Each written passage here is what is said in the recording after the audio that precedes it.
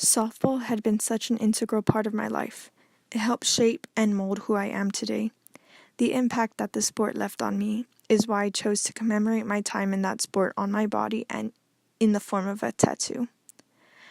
I chose an infinity symbol with the word softball written on the bottom right, along with the signature softball laces on either side. I was 17 years old, and with the permission of my parents, I got the tattoo. The issues that ensued because of my tattoo were reminiscent of what I had faced my entire life at the hands of my extended family, especially my grandparents. My mother was the youngest of her siblings and was always seen as a troublemaker. My father, on the other hand, was the second oldest and took responsibility in order to care for his younger siblings. Though according to his parents, he was ungrateful and unhelpful.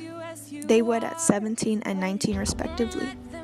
They got engaged and married in a period of 2 weeks, and of course, everyone assumed that my mother was pregnant, hence the speedy engagement, though this was not the case.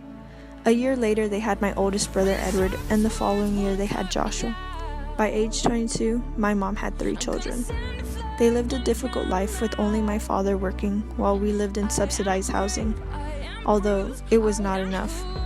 When I turned 1, we moved into my grandmother's home and continued to reside there. If it was not for their generosity, our lives would be much more difficult. I was raised in a caring and loving family. I had everything I needed and did not want for much. My mother took us to school daily and enrolled my brothers and I into anything we wanted to pursue. That is why I chose baseball. I wanted to be just like my brothers. It was there that I first heard negativity towards me because of my gender. My extended family would ridicule me for playing a male sport. They believed that I would not succeed and my accomplishments went ignored. This continued as I made the transition to softball, but the ridicule grew worse. My grandparents placed this idea on my siblings and I that we would not amount to anything because of the steps that my parents took. I threw myself into my studies and into softball. I was fortunate to join a select team at the age of 13, which allowed for me to be varsity my freshman year of high school. As I beamed with pride when I told my grandparents, they scolded my parents for allowing me to be distracted from my education by sports, although they would overlook the fact that I was excelling educationally as well. To my grandparents, I would not amount to anything. I was 17 when I got my tattoo. Their idea of me amounting to nothing was only solidified in their minds. They saw me in one of the set gender categories for Mexican Americans that Gloria Anzaldúa examines in her book, Borderlands, La Frontera. I fell solidly into the prostitute category. I could not be the nun because of my parents' choices, nor could I be a mother. They felt that when I was at my games, it was really an excuse and I was with boys. The only category to them that I fit into was a prostitute. My I don't give a shit attitude solidified as my only defense after years of abuse from their hands.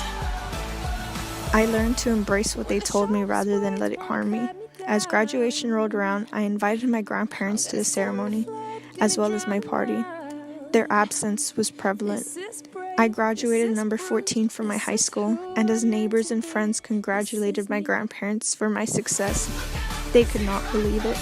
My first semester at Texas A&M International University, I returned home with my tail between my legs, embarrassed that I could not continue. I was promptly ridiculed and reminded that I would not amount to anything. To them, I would be lucky if I could find a man to wed that would support me. Rather than allow their words to continue to harm me, I returned to school and began at the University of Texas Rio Grande Valley. And after 8 semesters of taking classes, I will be graduating with a double major in history and Mexican American studies, much to their dismay. I will no longer seek their approval, but will be content in reveling in my parents' pride and approval, and my own.